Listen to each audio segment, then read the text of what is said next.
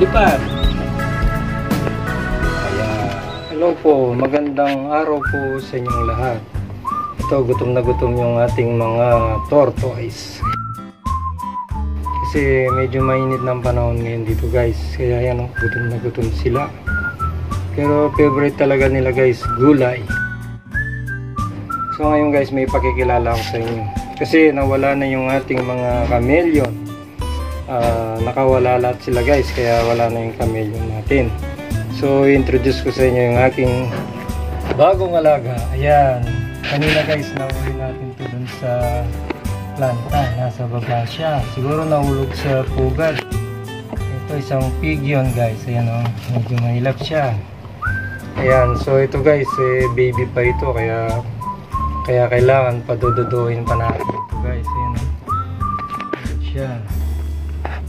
Kaya mag-aalaga tayo ng baby kasi yung mga ganito daw sinusubuan pa. Ayan siya. So alagaan natin to guys. Subukan natin siyang alagaan guys kasi dun sa planta kapag nakita ng pusa ito, wala, kakainin lang ito guys. Kaya itatry natin siyang alagaan guys. So ito yung first time kong mag-alaga ng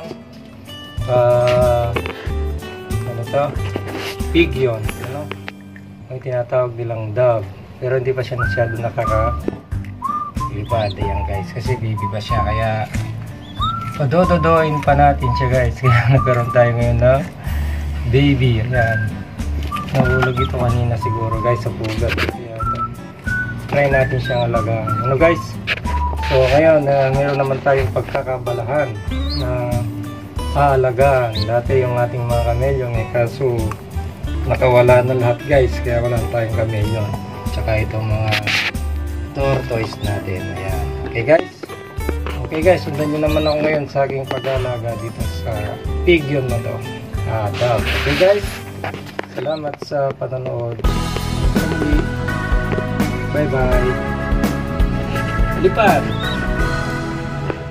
Ayan. Paligo, naligo sila oh. Hindi kayo gumagalaw. Gumalaw kayo. Ayan. Bagong paligo sila, naliligo